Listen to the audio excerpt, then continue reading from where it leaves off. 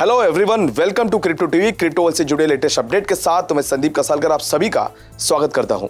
आइए देखते हैं क्या कुछ हुआ क्रिप्टो की दुनिया में। रुक करते हैं पहले हेडलाइंस की ओर।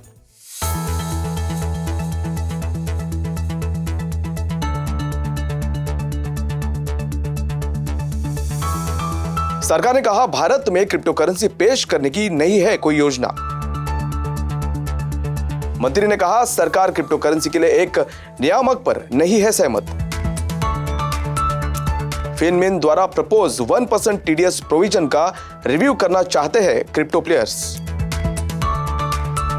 फेड रेट वोट से पहले क्रिप्टो करेंसी फिसला नीचे। क्रिप्टो एक्सचेंज बाइनांस एफटीएक्स ने दुबई में हासिल किया लाइसेंस।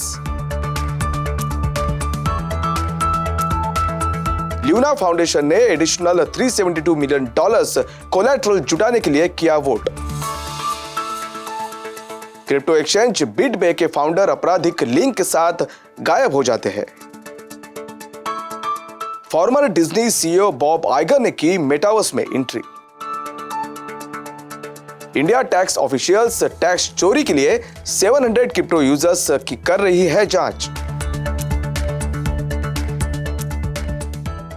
अब देखते हैं खबरें विस्तार से।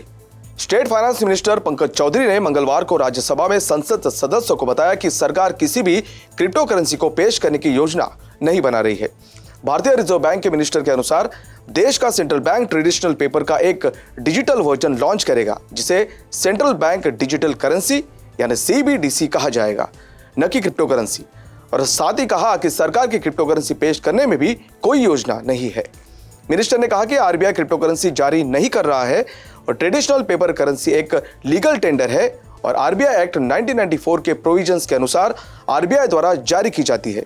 उन्होंने एक लिखित उत्तर में कहा कि हाल के समय में भारत में क्रिप्टो करेंसी अनरेगुलेटेड है। State finance minister Pankaj Chaudhary ने संसद में एक सवाल के लिखित उत्तर में कहा कि सेंट्रल गवर्नमेंट भारत के क्रिप्टो करेंसी इन्वेस्टमेंट के लिए एक रेगुलेटरी अथॉरिटी स्थापित करने के लिए सहमत नहीं है। बता दें कि फाइनेंस मिनिस्टर निर्मला सीतारमण ने अपने बजट स्पीच में क्रिप्टो करेंसी के इनकम अर्न पर 30% टैक्स और सभी डिजिटल एसेट ट्रांजैक्शंस के सोर्स पर 1% टैक्स डिडक्शन करने की सरकार की योजना की घोषणा की थी। हालांकि सरकार ने अभी तक क्रिप्टो करेंसी की लीगैलिटी के मुद्दे पर निर्णय नहीं लिया है और लॉ बनाने से पहले सभी स्टेक होल्डर्स के साथ परामर्श कर रही है। Indian crypto industry finance ministry तक पहुंच गया है। सभी क्रिप्टो ट्रांजैक्शंस की प्रोसीड्स पर प्रपोज सोर्सेस टीडीएस पर 1% टैक्स कटौती को कम करने या खत्म करने की मांग कर रहा है, क्योंकि सोमवार से शुरू हुए पार्लियामेंट सेशन में फाइनेंस बिल को मंजूरी दी जाएगी। टॉप क्रिप्टो प्लेयर्स ब्लॉकचेन और क्रिप्टो एसेट्स काउंसिल BACC के जरिए मंत्रालय के साथ मांग उठा रहे हैं, जो कि Internet and Mobile Association of India और startup industry body India Tech का हिस्सा है। क्रिप्टो प्लेटफॉर्म्स ने रिकमेंड किया है कि प्रपोज्ड टीडीएस को लगभग 0.01% तक कम किया जाएगा, भले ही अगले फाइनेंशियल ईयर के शुरू होने से पहले मामला सुलझ न जाए। लेकिन इंडस्ट्री को उम्मीद है कि अगली 2-3 क्वार्टर्स में टीडीएस की जरूरत कम हो सकती है। कॉइनडिसेस की सीईओ सुमित गुप्ता और वजीरक्स से सीईओ निशल शेट्टी सहित क्रिप्टो इन्फ्लुएंसर्स और टॉप एग्जीक्यूटिव्स ने क्रिप्टो टैक्स से कमी के लिए सोशल मीडिया प्लेटफॉर्म का सहारा लिया है। मंगलवार की देर शाम चल रहे जियोपॉलिटिकल कॉन्फ्लिक्ट और साथ ही की फेडरल रिजर्व मीट में रेट हाइक में वोट से पहले इन्वेस्टर्स सतर्क दिखे, जिसके कारण क्रिप्टो करेंसी नीचे फिसला। यूएस फेडरल रिजर्व बुधवार को एनर्जी और फूड प्राइसेस में बढ़ोतरी के बीच टैक्स में बढ़ोतरी के प्रपोजल पर वोट करेगा, जबकि यूरोप ने रशिया पर प्रतिबंधों का चौथा सेट लगा दिया है। एनालिस्ट को उम्मीद है कि फेड के chairman Jerome Powell 25 basis points rate hike करेंगे और इंटरेस्ट रेट्स, इन्फ्लेशन और इकोनॉमी के लिए न्यू फोरकास्ट से भी पर्दा उठाएंगे। दूसरी तरफ इन्वेस्टर्स ने एक प्रपोज रूल को एक्सक्लूड करने के लिए यूरोपियन पार्लियामेंट की इकोनॉमिक और मॉनेटरी अफेयर्स की कमेटी को बड़े पैमाने पर नजरअंदाज कर दिया, जो पूरे यूरोपियन यूनियन में बिटकॉइन जैसे प्रूफ ऑफ वर्क सिस्टम्स पर प्रतिबंध लगा सकता था। इन सभी के बीच बिटकॉइन को पिछले 24 घंटों में 1% की गिरावट के साथ $38,600 पर देखा गया, जबकि इथेर उसी समय के दौरान 2% की गिरावट के साथ लगभग $2,500 पर ट्रेड कर रहा था। बाइनांस को दुबई में एक क्रिप्टो सर्विस प्रोवाइडर होने का लाइसेंस मिला है, जो दुनिया के सबसे बड़े डिजिटल एसेट एक्सचेंज के लिए एक महत्वपूर्ण माइलस्टोन है, क्योंकि मिडल ईस्ट में एक मेजर पुश के लिए स्टेज तैयार करता है। इस मैटर से फैमिलियर एक व्यक्ति ने कहा कि बाइनांस को दुबई वर्ल्ड ट्रेड सेंटर, एक इकोनॉमिक फ्री जोन का फर्स्ट एंकर टेनांट बनने के लिए लाइसेंस दिया गया है। एक दूसरे मेजर क्रिप्टो एक्सचेंज FTX को भी दुबई में क्रिप्टो एक्सचेंज शुरू करने के लिए वर्चुअल एसेट लाइसेंस मिला है। FTX के CEO सैम बैंकमैन-फ्राइड के अनुसार कंपनी की योजना शहर में एक रीजनल हेडक्वार्टर्स एस्टैब्लिश करने और इंस्टीट्यूशनल मार्केट्स में सेंट्रलाइज्ड काउंटर पार्टी क्लियरिंग के साथ क्रिप्टो डेरिवेटिव्स प्रोडक्ट्स की पेशकश करने की है। इस तरह से UAE दुनिया की कुछ सबसे बड़ी क्रिप्टो और फिनटेक कंपनियों को आकर्षित करना चाहता है। ये टर्की और लेबनान को पीछे छोड़ते हुए इस रीजन का तीसरा सबसे बड़ा क्रिप्टो मार्केट है।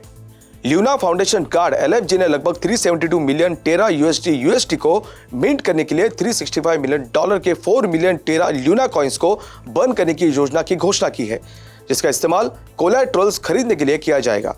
ये कदम मार्केट में बढ़ती वोलेटिलिटी के कारण ज्यादा ट्रेडर्स को USD में पुश कर रहा है। USD की बढ़ती मांग ने अमेरिकी डॉलर के मुकाबले टोकन के 1:1 पेग को अनसेटल करने की धमकी दी है, जिसने कम्युनिटी को USD मिंट और बढ़ती मांग को पूरा करने के लिए ल्यूना को बंद कर दिया है।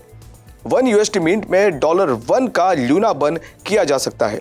एक बार बन पूरा होने के बाद फाउंडेशन के पास नॉन ल्यूना रिजर्व्स में लगभग $2.2 बिलियन का होल्ड होगा, जबकि भविष्य के विकास के लिए अभी भी 8 मिलियन टेरा कॉइन्स होंगे। ये रिजर्व टेरा USD के लिए रिजर्व्स का समर्थन प्रदान करते हैं, जो टेरा की सबसे बड़ी स्टेबल कॉइन है।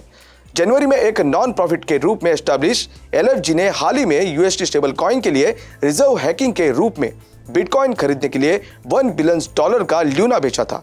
एसेट रिजर्व्स की एस्टैब्लिशमेंट से पहले USD के पेग को पूरी तरह से एक ल्यूना बर्निंग मैकेनिज्म द्वारा बनाए रखा गया था, जहां $1 के ल्यूना को $1 USD के मिंट के लिए बंद किया जाएगा। पोलिश क्रिप्टो करेंसी एक्सचेंज बिटबे के फाउंडर और फॉर्मर CEO सिल्विस्टर सुजेक, जिसे हाल के समय में जोंडा के नाम से जाना जाता है, वो रिपोर्टेडली फरार हो गया है। लोकल रिपोर्ट्स के अनुसार पोलैंड के कैटोवाइस से पुलिस का हवाला देते हुए सुजेक ने गुरुवार को बिजनेस मीटिंग के लिए अपने घर से निकलते हुए एक अज्ञात जगह का रुख किया, जिसके बाद वो अब तक अपने परिवार के संपर्क में नहीं है। इस दौरान लापता होने के समय सुजेक ने ऑरेंज एलिमेंट्स के साथ black sport shoes, yellow strip, blue jeans और ब्लैक स्वेटशर्ट पहन रखी थी। जांच में पाया गया है कि क्रिप्टो एक्सचेंज के अपने शेयर होल्डर्स के माध्यम से क्रिमिनल वर्ल्ड से संबंध हो सकते हैं, खास करके उनमें से एक जो 1995 में एक लोकल गैंग द्वारा की गई हत्या से जुड़ा है। यह अभी भी साफ नहीं है कि सुजेक के लापता होने का क्रिप्टो एक्सचेंज के आपराधिक लिंक से कोई लेना देना है या वो बस फरार हो गया है। इनकम टैक्स डिपार्टमेंट पर लगभग 700 इन्वेस्टर्स के हाई वैल्यू क्रिप्टो ट्रांजैक्शंस की जांच कर रहा है और साथ ही उन्हें नोटिस जारी करने की तैयारी में है। ऐसे में इन व्यक्तियों द्वारा या संस्थाओं को 30% टैक्स, जुर्माना और ब्याज का सामना करना पड़ सकता है। एक लोकल न्यूज़पेपर की एक रिपोर्ट के अनुसार इनमें से ज्यादातर मामलों में ऐसे यूजर्स शामिल हैं जिन्होंने या तो टैक्स रिटर्न में क्रिप्टो गेन्स को मेंशन नहीं किया है या रिटर्न बिल्कुल भी फाइल नहीं किया है। जाहिर तौर पर इनकम टैक्स डिपार्टमेंट ने उन लोगों की एक लिस्ट तैयार की है जो क्रिप्टो एसेट्स में ट्रांजैक्शंस कर रहे हैं लेकिन टैक्स का भुगतान नहीं कर रहे हैं। विभाग का अंदाजा है कि टैक्स लायबिलिटी बहुत ज्यादा है। रिपोर्ट में यह भी कहा गया है कि नॉन डिस्क्लोजर्स वाले इंडिविजुअल्स की लिस्ट में high net worth individuals, non residence Indians और स्टार्टअप्स के अलावा होम मेकर्स और स्टूडेंट्स भी शामिल है। अधिकारियों का मानना है कि कुछ मामलों में क्रिप्टो एसेट्स पर गेन्स 40 लाख रुपए से ज्यादा हो गए हैं, फिर भी यूजर्स रिटर्न फाइल करने या जीरो इनकम के साथ रिटर्न दाखिल करने में फेल रहे हैं। जैसे कि सभी जानते हैं, फाइनेंस मिनिस्टर निर्मला सीतारामन ने 2022-2023 के अपने बजट प्रपोजल में 1% ट्रांजैक्शन टैक्स के भुगतान के अलावा क्रिप्टो ट्रांजैक्शन से हुई कमाई पर टैक्स लगाने की सरकार की मंशा की घोषणा की थी। हालांकि इस प्रस्ताव को अभी संसद से पारित होना बाकी है। आज के लिए बस इतना ही। क्रिप्टो वर्ल्ड से जुड़ी नई खबरों के साथ बने रहिए क्रिप्टो टीवी के साथ। तब तक के लिए मैं संदीप कसालकर आपसे विदा लेता हूं। नमस्कार।